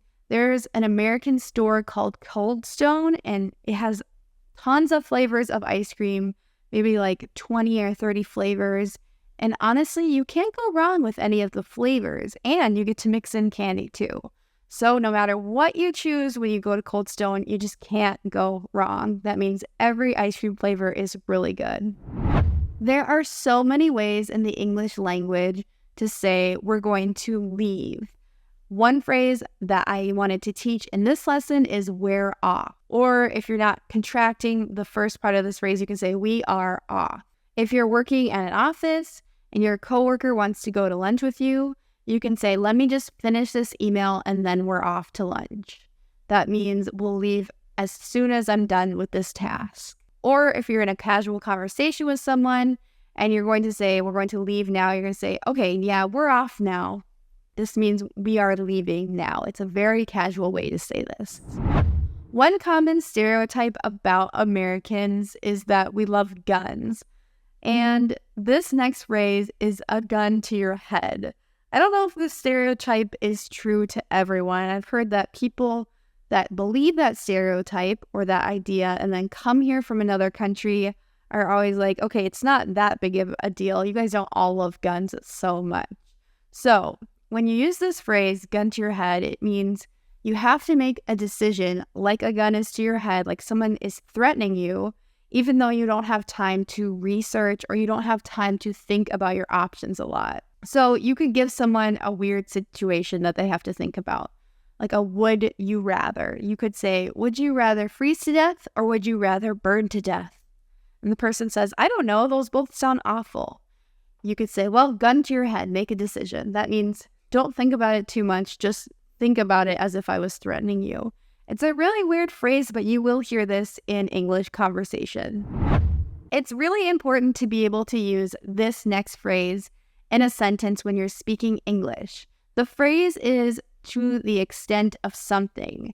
This means you're talking about how wide something reaches, either in its size or how many people it impacts or how long something is going to go. So a really simple example is when there's a natural disaster like a hurricane, a tsunami, or a tornado, you can say, what is the extent of the damage? Or you can say, we're really lucky because everyone survived the disaster, but the extent of the damage is, lots of houses have been damaged. Maybe you're describing to someone the work that they have to do for their job. You can say, well, you are in charge of getting the mail, you're in charge of replying to emails, and you are in charge of keeping clients happy. That's the extent of your job, though. That means that's everything that you have to do. Your job doesn't reach any further than those things that I just told you. So the extent is the limit of something. A really common phrase in English is if you stand for everything, you stand for nothing. So this phrase means that if you support everything, your support isn't as important because you don't have the few things that you are supporting. So you have to have really strong morals and you have to have really strong ethics. Now, the phrase that I want to teach you is to stand up for someone. So if you stand up for someone, it means you defend them in a situation where they're being bullied, they're being harassed, or people are talking negative to them. One thing that's important to me in life is to stand up for people who are normally discriminated against.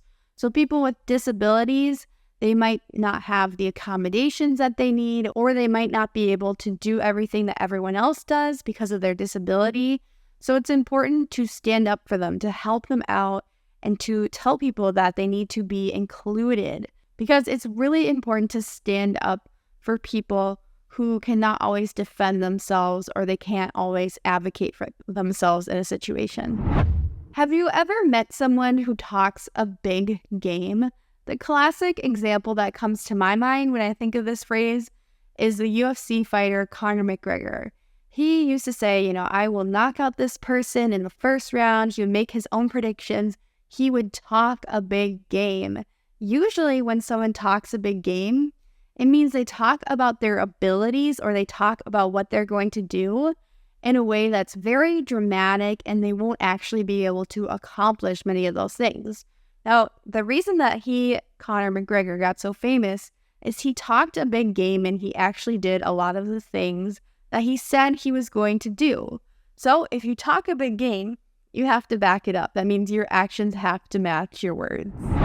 This first phrase I saw on an advertisement and I thought, wow, this is a great phrase that isn't obvious what it means, but once you know it, it's super easy to use in your conversations. The phrase is to drop a hint. When someone drops a hint, they give you a little piece of information about what's going to happen or what they want or something that they're trying to have you find out, but they're not just saying it and saying it obviously and bluntly. The most common example I can think of is many women who are in relationships will drop a hint that they want to get married, that they want to be proposed to. Especially in the United States, it's most traditional for the man to ask the woman to marry them. So women will say, wow, wouldn't it be interesting if we had a wedding or if I had a ring to wear? So these are just little hints that they want to get married, but they're not saying, I want you to propose to me. They're just dropping hints.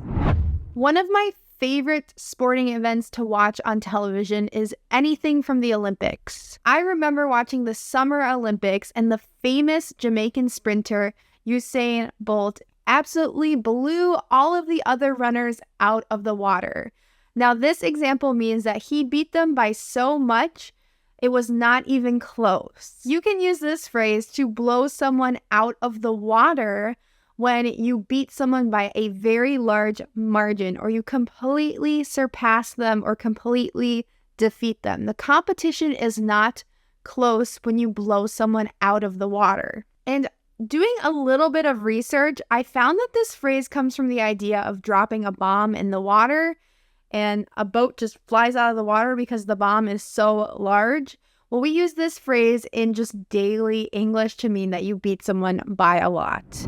Instead of saying that there was bad weather while you were driving on a trip, we say in the United States, we hit some weather. Now, this phrase seems a little bit strange. It seems a little bit broad, but it really just means that there was some significant weather, either a snowstorm, a rainstorm, a tornado, some sort of weather event that came on the road while you were driving that delayed your trip. This phrase is especially useful in the United States or countries like the United States, where the weather can change so quickly across many parts of the United States. It either snows, we have tornadoes. In the south, we have hurricanes by the ocean. There are just so many different types of weather in the United States that this phrase is super useful. So maybe you're driving to a place like Texas in the United States, and you can say, our trip got delayed because we hit some weather on the road. This can mean there is either some sort of storm or tornado that made it take longer in your drive. Maybe you had to stop while you're driving because the weather was dangerous. So instead of saying we had bad weather while we were driving, you can just simply say we hit some weather. I love this next English idiom. The phrase is to poke the bear. You guys will have to let me know in the comments if you have a phrase like this in your native language as well. But this idiom comes from the idea that if there was a bear sleeping, you could kind of antagonize the bear. It means just bother it by giving it little pokes. And if you do a little poke, most of the time a sleeping bear would not wake up. But if you poke the bear enough, it will wake up and be a scary bear and attack you maybe. But this phrase is just saying, don't antagonize people, don't bother them. Because if you poke the bear enough, or if you bother people enough, they'll explode, or they'll do something bad to you, or they will retaliate. This phrase is also used in the news if there is a country that's very powerful and people are doing things politically to bother that country that they don't like. They're negative to the bigger country.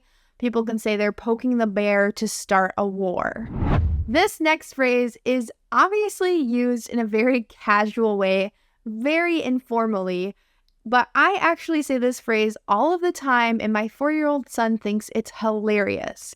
When I have a moment where I make a mistake just because there's too much going on in my mind, or I just mess up on something that would be very simple normally, I'll say, oh, I'm sorry, I had a brain fart.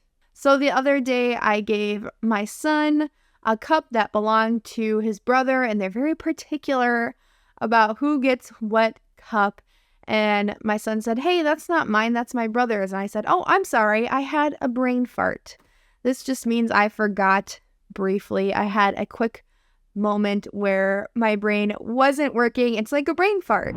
An interesting thing about this next phrase is that many Americans are actually saying the wrong word for this phrase. The phrase is brass tacks, like sharp tacks. But many Americans hear it as brass tax, T-A-X, like a fee imposed to you by the government. I had to do a little bit of research of where this phrase brass tax comes from, and it comes from the old trade of making men's suits.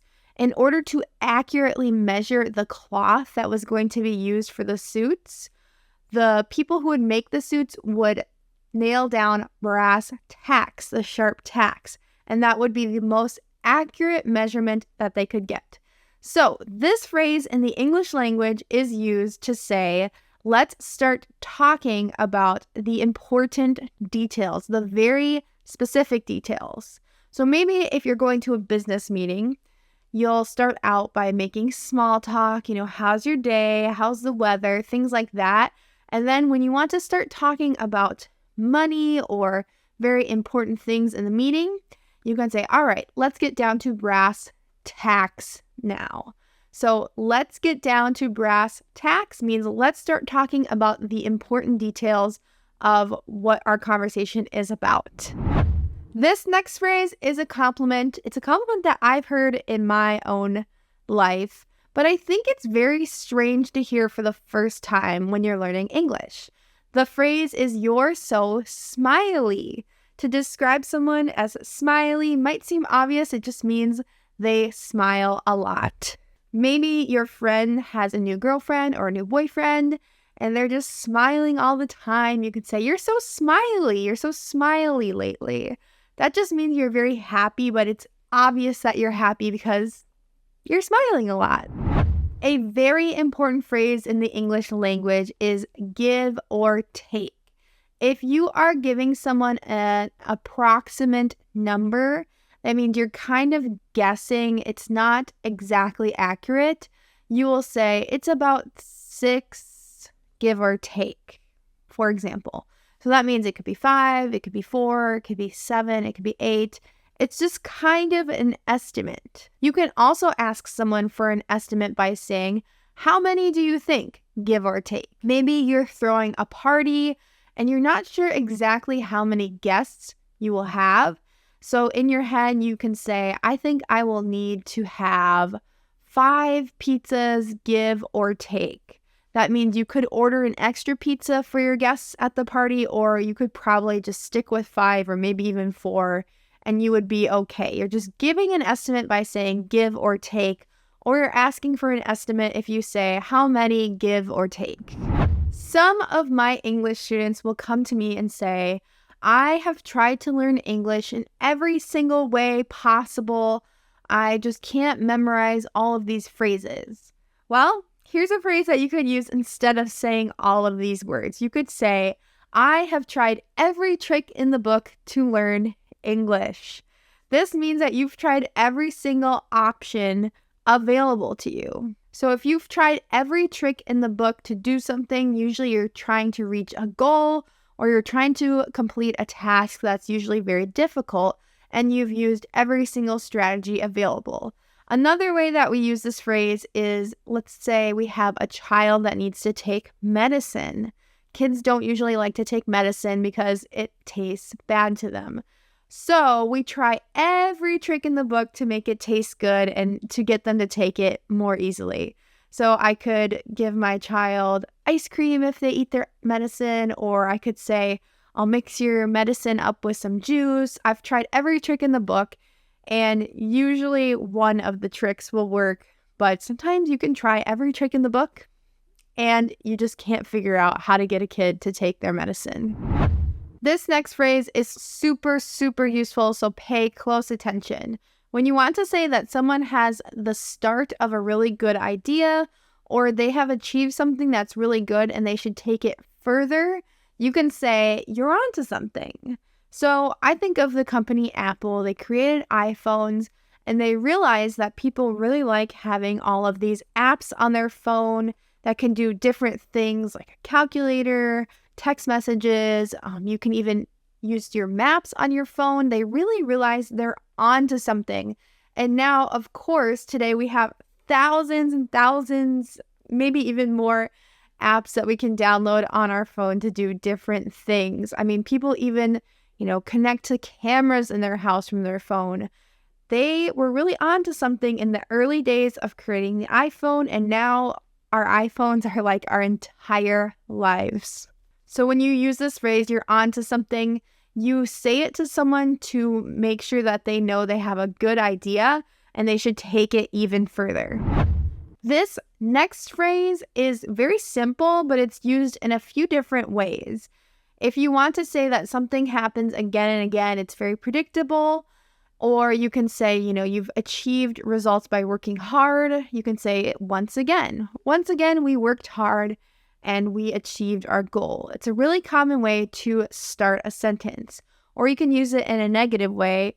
If you are irritated with someone for sleeping late all the time, you can say, once again, you slept through your alarm and you were late.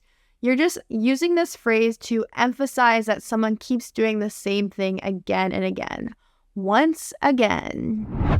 This next phrase is also very simple, but used extremely frequently in the English language, especially in casual English conversations. The phrase is the fact that. So we start our sentences with this usually when we're irritated about something or annoyed with something. So going back to my last example, you could say, the fact that you slept in late again, it really means that you don't care about your work. So you're emphasizing a fact or something that has happened to prove your point.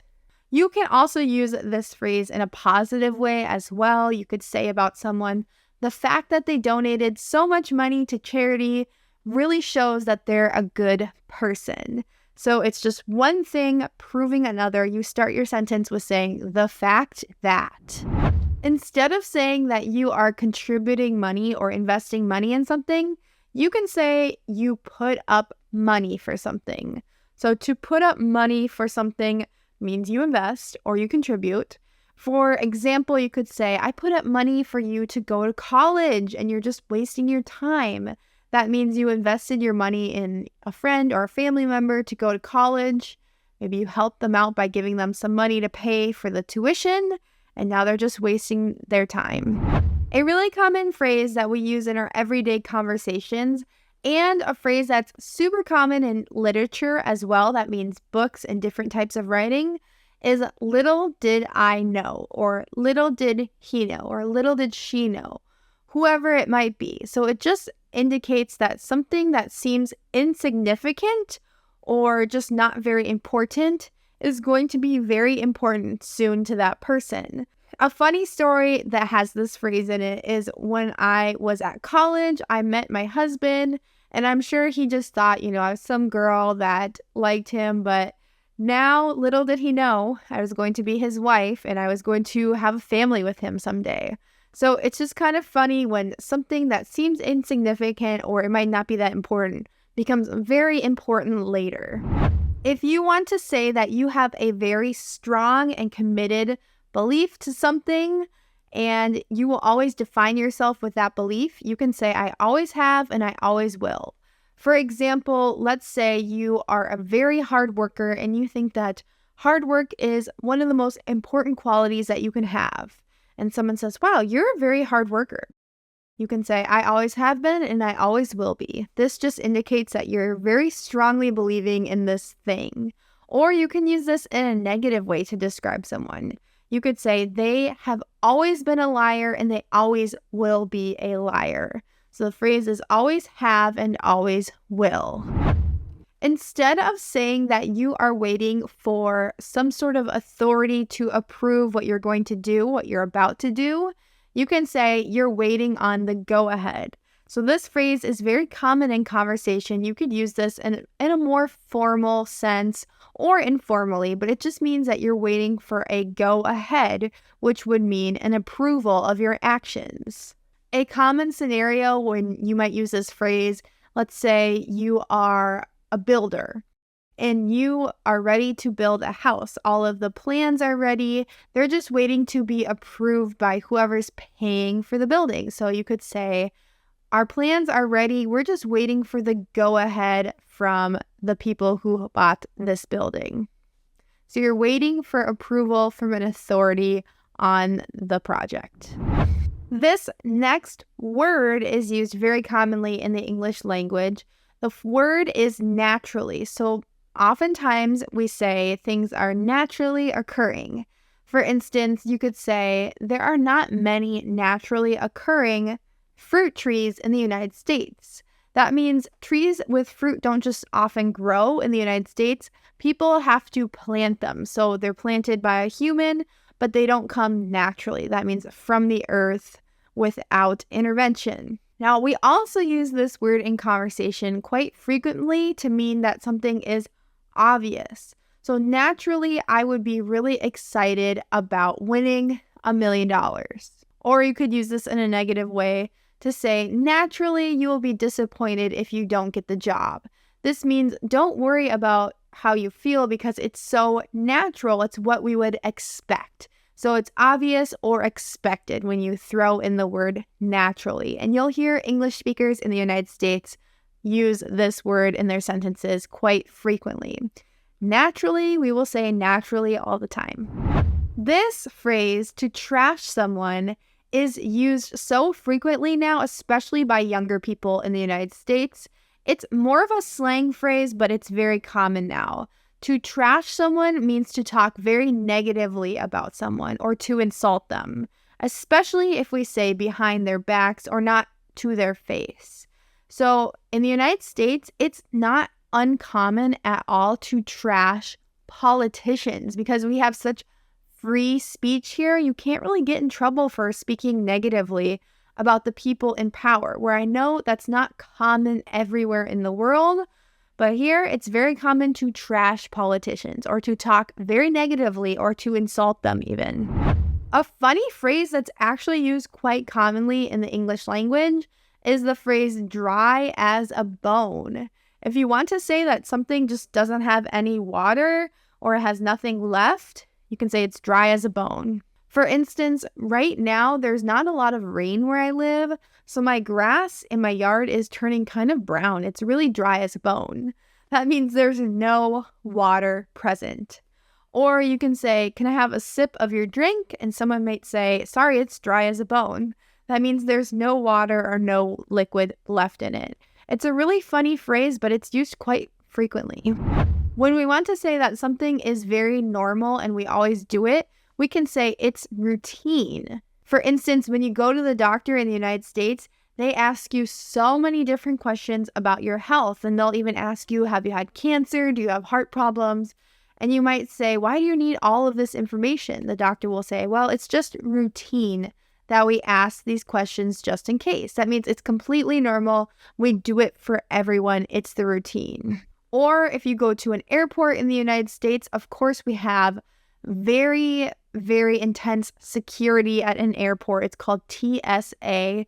And you have to go through, you have to take your shoes off, you have to take your belt off, you put your bag through an X-ray scanner. And you might say, why do we need to do all of this? And we just usually say, well, it's just routine. Everyone has to do it. That means it's common, it's completely normal. It is what the norm is. It's routine. In English, when someone makes a mistake and they're kind of worried about it, but you want to assure them that there's no penalty for their mistake. Nothing happened that was bad to anyone because of their mistake. It's just not a big deal. You can use the phrase, no harm, no foul. This just means no harm was done. That means no one was hurt. So there is no foul or no penalty. Usually this word foul means a penalty in soccer or basketball or whatever sport you're talking about, but we can use it in this phrase as well. Let's say that you were going to a meeting and you actually got the time wrong for a meeting. You showed up an hour early. And the person you're meeting with says, oh, I'm sorry, you're early. And you say, oh, I'm so sorry, I totally messed up. And they'll say, well, I have time now. No harm, no foul. That means there's no penalty for being early. Even though you made this mistake, there's no foul because nothing bad happened. So if you want to just say to someone that their mistake is insignificant, it doesn't hurt anyone, they're not going to be penalized, use the phrase, no harm, no foul. Speaking of the word foul, this next phrase is foul play. This phrase is important to know, especially if you like watching crime shows, because oftentimes when someone dies or they get hurt, the police will say there was no foul play suspected. That means the person was maybe sick, or they died of natural causes, or there just was an accident that was not caused by someone else.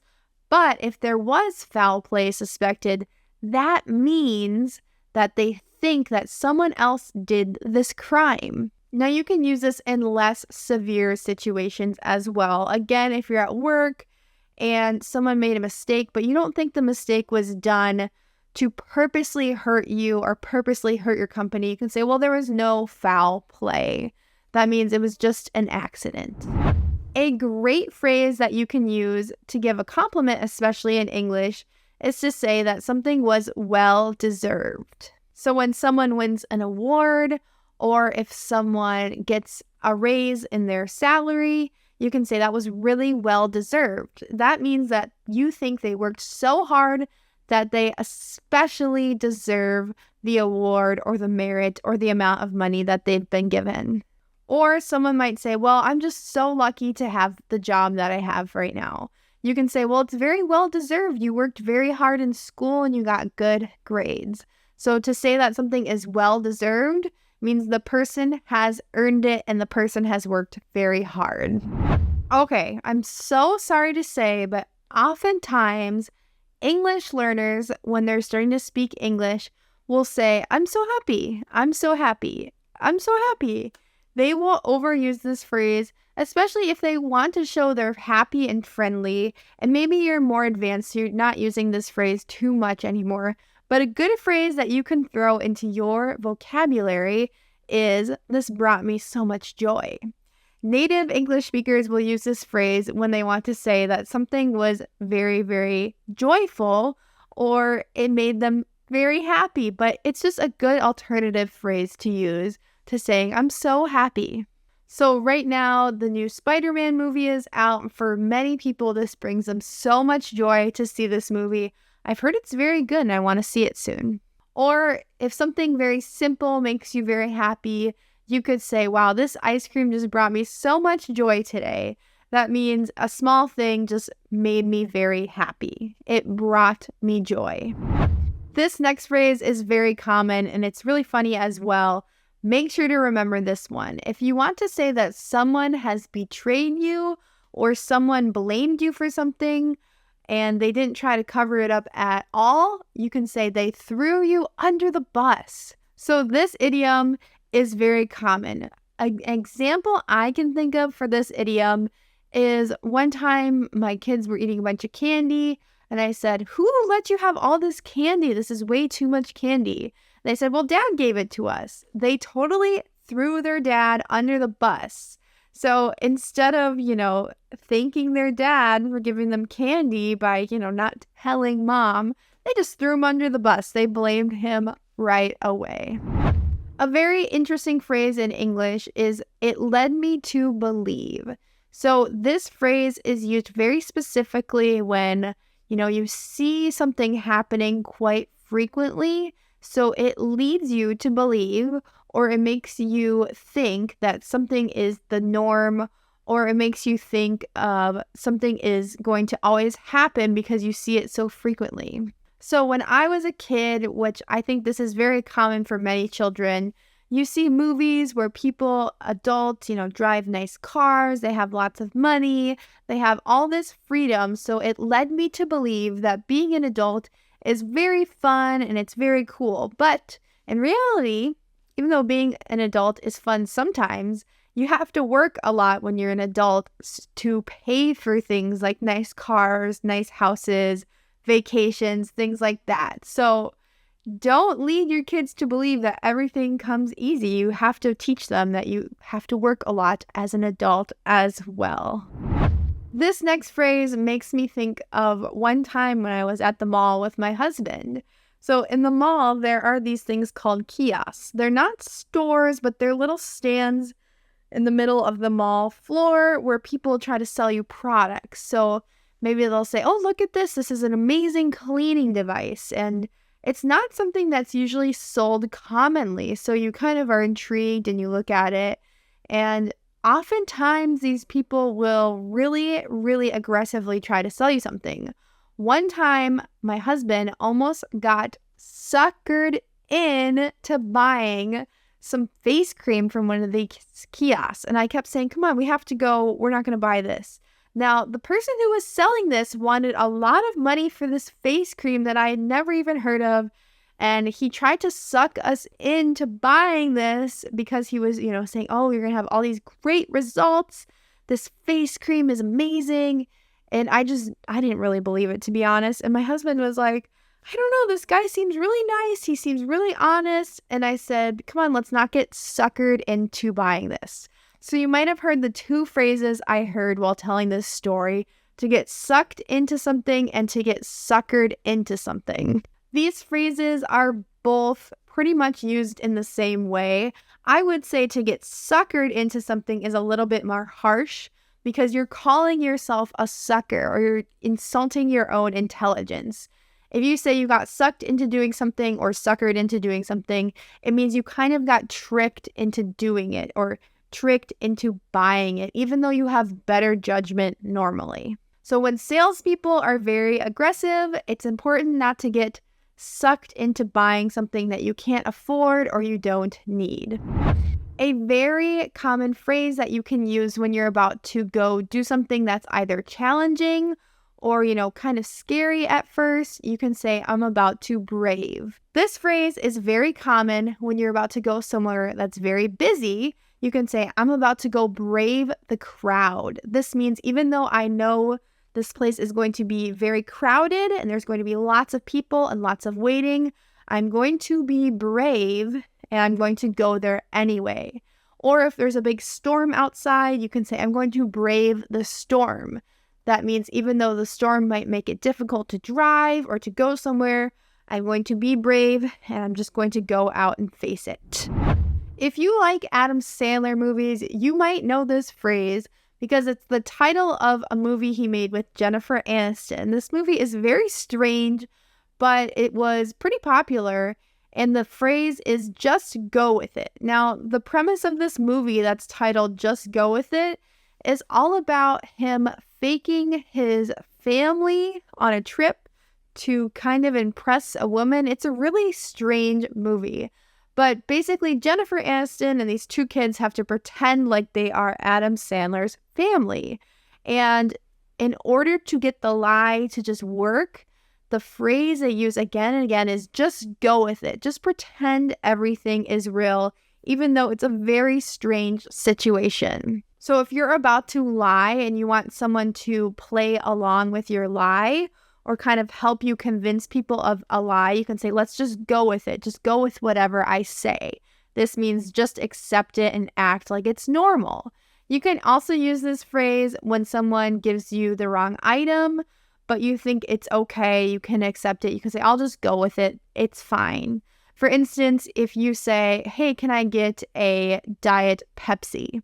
Or a Diet Coke, and they give you a regular Pepsi or regular Coke, and they say, oh, I'm sorry, we just have the regular kind. Is that okay? And you can say, yeah, I'll just go with it. It's fine. That means I'll accept it, even though it's not exactly what I wanted or what I asked for. Just go with it. This next one is kind of a phrasal verb, but it's very common in the English language, so I want to review some ways that we use pop up. When you say that something pops up, it means it comes up unexpectedly. You can be saying that something literally pops up, it comes into your view. I was in a haunted house and all of a sudden somebody dressed in a costume popped up at me. That means they jumped up. You didn't see them before, but now you see them. Or you can say, my schedule was really free today, but all of a sudden a lot of meetings popped up. That means you weren't expecting to have a lot of meetings on your schedule, but now they have come onto your schedule unexpectedly. One phrase that I heard recently that I think is very useful to you as well is when someone wants to recommend something very strongly, they can say, I can't recommend it enough. Again, the new Spider-Man movie is out, and someone said to me recently, you should go see it. I can't recommend it enough. They really enjoyed the movie. They thought it was really good. So I'm going to go see Into the Spider-Verse. You want to speak English fluently. So in today's lesson, we're going to listen to a conversation so you can learn 10 phrases that will help you sound like a fluent English speaker. Let's listen to our conversation between Sheila and Maggie and learn those phrases. I have to get something off of my chest, Maggie. This bag, it's fake. So in this conversation, Sheila has to get off her chest that the bag is fake. We call this counterfeit bags or counterfeit purses. And a lot of times people don't have real brand name things. They have a fake one. And you might admit this to your friend if you're feeling kind of guilty about it. You feel like you're lying. You just need to get it off of your chest. I'll keep it on the down low. Don't worry. When you want to say that you're going to help keep a secret, and you're not going to tell a lot of people and you're not going to spread the information, you can say that you're going to keep something on the down low. Just keep in mind this phrase is definitely a slang phrase, but it's so common here in the United States when we're speaking English. I was so stoked when you texted me to get together today. A great way to say that you are excited about something is to say you're stoked.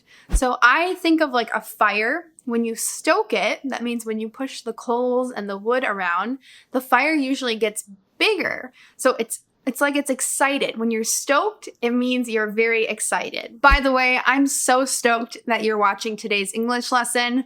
I hope that you learn these phrases, and I hope that you subscribe to the channel to learn more and comment your favorite phrase from this video.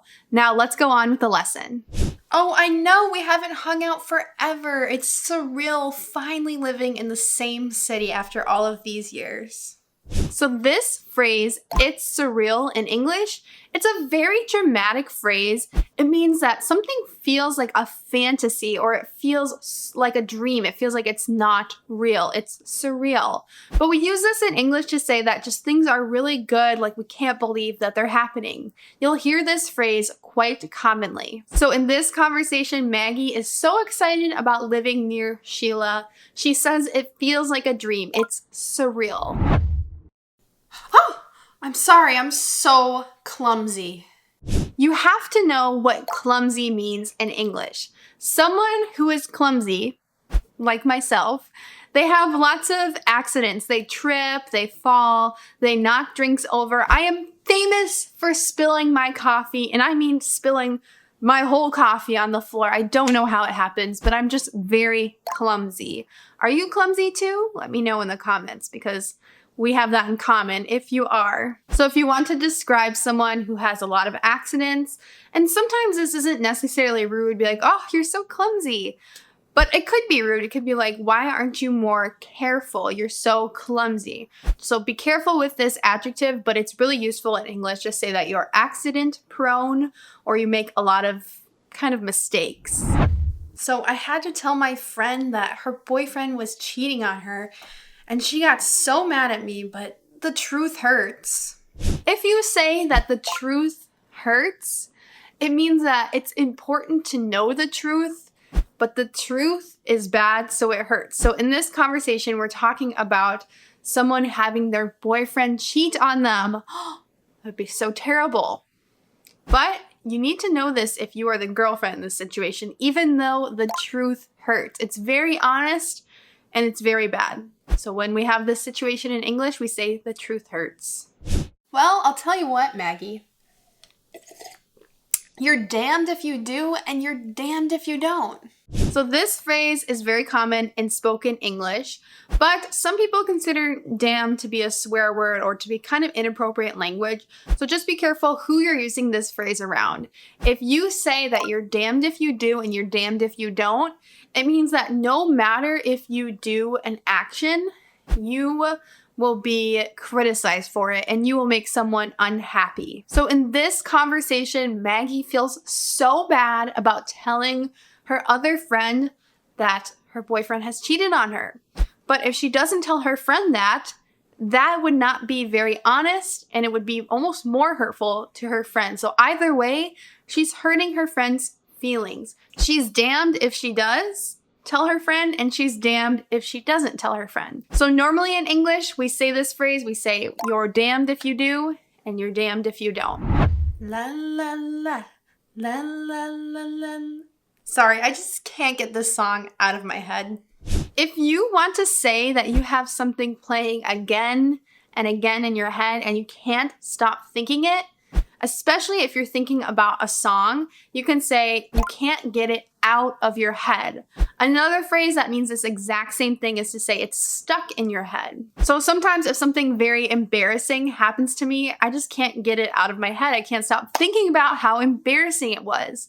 But more commonly we say I can't get this song out of my head, like in this conversation. My son, he plays those video games and I hear him raging all of the time, and I hear him even just rage quit at the end of the game. So when we want to say that someone is very, very angry, we can say they have rage. Rage means extreme anger. In English, this word rage has also turned into a verb. She raged at him. It means she got really mad and yelled and said insulting things to the person. So oftentimes in video games, especially when men play video games, they get enraged and they rage at the video game. They say, like, why am I losing? Things like that. And I've even heard people say that they rage quit a video game, which means they get so mad that they just quit the video game. They just turn the machine off. So I had to teach you guys this word because it's very useful in English and it's very common. I am just so drained after this game of Scrabble. I've got to hit the road. A good way to say that you're tired in English is to say that you are drained. Your energy, you have none left, so it's drained. Just like you would drain a pot of water. If you take the water out, it's empty. You say it's drained, I'm draining it. If you say my energy is drained or I just feel drained, it means you're tired and you have no energy left.